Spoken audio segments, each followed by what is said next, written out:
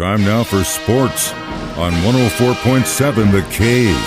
Here's Ned Reynolds. Mike, the intern Ned Reynolds in the studio on a Tuesday morning. So the powerhouse in college football, the SEC, put out their preseason football rankings. You think this is a changing of the guard, as it were? Not hardly. Not hardly. Georgia's the number one pick, as you might expect. Now, keep in mind, there are divisions in the Southeastern Conference, and who knows what it might be like next year when two more teams join the league. But for now, it's East and West. And Georgia is the overall number one pick in the SEC. LSU second, no surprise. Alabama third, hardly a surprise. Tennessee, Texas A&M, they are the top five. Okay, wait a minute now. What about our local teams? Well, Arkansas is in a tie for seventh in the SEC, a tie with Kentucky. And Kentucky, which is coached by a Stoops, a member of the Stoops family, is in fact getting a whole lot better. They were better last year. They've been to bowl games, and they're coming on in football. This is very good. Anyway, Arkansas's tied for them for seventh. What about Missouri? Well, they are rated next to last in the SEC. Vanderbilt is last, 14th. Missouri is rated 13th in the SEC. So we'll see what happens. A long season coming up, but look for Georgia, LSU, Alabama, Tennessee, and Texas A&M to really be the kingpins. Now, fans, don't start grabbing your pitchforks just yet. This is all on paper, so it doesn't mean anything. Also, I guarantee you Alabama's not happy sitting at number 3 right Number now. 3? Ain't happy about that. Well, we'll see what happens, but like I said, SEC, they're dangerous, man, but things are going to get shaken up when those two more teams go in there. Now, you talk about college football, you talk about pro football. Those organizations have usually so much influence or power that if something goes wrong or something goes good, the government gets involved. Sometimes. And why is the government getting involved with the SEC? Well, it's not just the SEC, it's all of football. This is the commissioner of the SEC. His name is Greg Sankey, and he is highly regarded around the country. Yesterday, in his opening remarks, this is prior to the SEC meeting. It's a 2-day get-together they have down in Nashville. This is where they rate the teams and all the coaches speak. All the conferences have this. Anyway, before that, he gave a state of the SEC, so to speak. Well, Mr. Sankey urged Congress, United States Congress, to take control of the NIL, the name, image, and likeness. Right now, they haven't taken control. The federal courts have mandated that states have the control. And that's what this is not a college thing. This is states who control where the money's going and so forth and so on and how much is going to be distributed, etc. So Mr. Sankey has said this isn't working. This is entirely out of control. The government needs to take it over. Whether or not anybody listens to him or decides to take control, that remains to be seen. But when the commissioner of the SEC says Congress needs to get involved, then you have to think there's some credibility to what might happen and what really, in all honesty, Mike, does need to happen. This is ridiculous what they're doing with just the fact that the athletes are being paid is not the point. It's how much they're getting. Some colleges do have directors of the NIL, or the name, image, and likeness is what NIL is. But they don't have, all they're doing is directing the fact that there is money coming in. Barry Hinson, for instance, the old Bears coach, is the NIL director at Oklahoma State. Well, that's fine. He does not control, certainly, how much an athlete is getting and how much a Mike Holmes is getting for doing something like that. It's just the fact that the money is coming in. So there needs to be control, there needs to be some rules, there needs to be some balance as to what happens. Do we really want Congress messing with football? If they're the only ones who can control it, yes. Sometimes I don't know if that's a better solution. New York Giants did not reach an agreement with Barkley.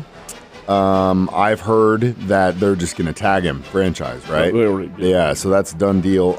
Chiefs, where are we with this Chris Jones conversation? Well, you bring up the interesting point, and the key right there was his franchise player. This is not just Saquon Barkley. There's this Josh Jacobs of the Los Angeles Raiders and Pollard of the Dallas Cowboys. These were all franchise players. There's the key. They had the franchise tag on their name, which means that to sign them to long-term contracts, to do that, then, in fact, the teams had to have an agreement by 3 o'clock yesterday afternoon.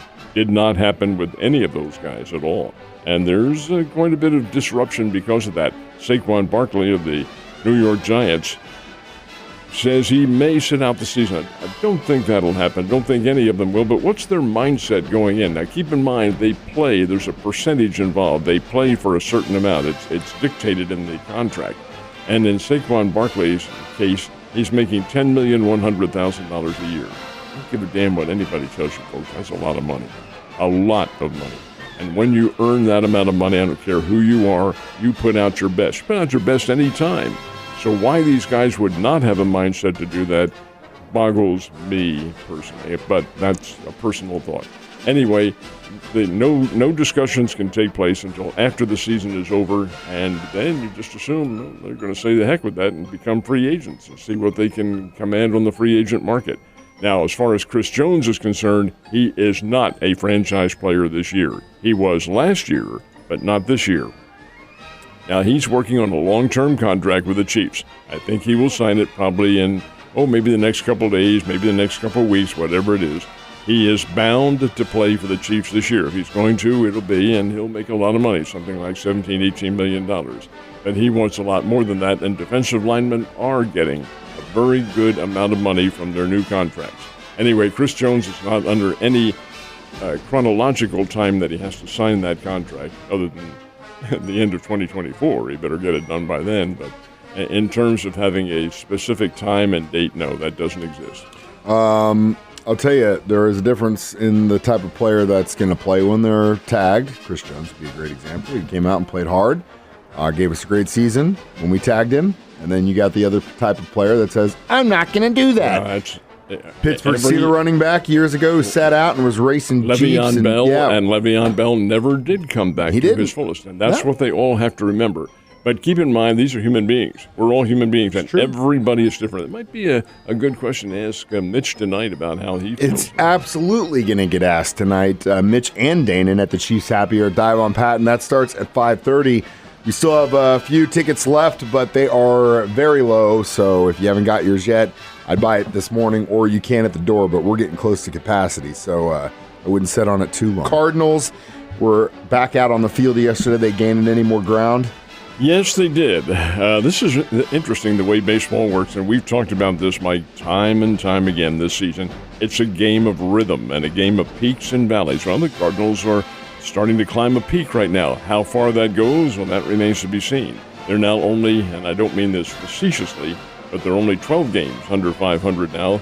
Got a 6-4 win over the Miami Marlins last night. Miami is in a really deep slump at the moment. I think they're a much better team than they are, but over and above all that, they're still riding the crest of inconsistency, and that's not working. And the Cardinals did get a win. Cardinals, as I mentioned, 12 games under 500, 11 games out of first place, and out of last place in the Central Division. Actually, that's a bit of a misnomer because they're tied with the Pittsburgh Pirates, but still, they are reaching a point now where they're about to start getting a whole lot better. They're in rhythm and hitting well. How long that lasts? Baseball's a game of rhythm. Cardinals did make a roster change, and they made it prior to the game last night. This is really, in my opinion, nothing circumstance. They picked up Ryan Tepera from the free agent list. Free agent pitcher who's been around for 11 years. I must admit I'm only mildly familiar with the guy. He's played for Toronto, the Chicago Cubs, the Los Angeles Angels, Texas Rangers. Been around and not really been a very stellar pitcher. 11-year Major League veteran. They signed him to the active squad. He pitched last night, as a matter of fact, for an inning. And he replaces Genesis Cabrera, who has been designated for reassignment. That's the mild term for he's cut from the team. Now, I'm a little surprised at that. Cabrera's a young guy, pitched down here with the Springfield Cardinals, but nonetheless, Cardinals made that deal, and that's the way it's going to work. Brother. So, how'd the Royals do yesterday? They lost. The Detroit Tigers were trailing 2-0 into the 8th inning. The Tigers erupted for 3 runs, and the top of the 8th game was played up at Kauffman Stadium, Kansas City, and Detroit gets a win 3-2. Kansas City is just mired in circumstances where they're not going to come out of it this year, of course, but they do need to be concentrating on getting better, and I think they will. I wouldn't be at all surprised if they don't start bringing up some of their youngsters to get major league experience. That's what it's all about. And that helps you build championships. And that helps you build championship teams down the road. So hopefully they can do that going forward into the future. All right, a lot of my buddies that are into NASCAR were bitching and complaining about that race wouldn't happen on Sunday and had to happen yesterday, trying to figure out how they'd get out of work. I don't know if they were successful, but someone did win that race. They did indeed, and that someone is Martin Truex Jr., who drives for the Bass Pro Shop Company, and he wins his third race of the season and his first time ever at the New Hampshire International Speedway in Loudonville. This is key because they did get the race in. It was postponed on Sunday because of the overwhelming amount of rain they've had up in New England, but able to get the track dried out, able to get some of the fans. It wasn't a full house by any stretch of the imagination. Race was pretty good. Truex and Joey Logano battled neck to neck or fender to fender, however you want to call it in racing. Right down the stretch, checkered flag went to Martin Truex Jr. He is the winner.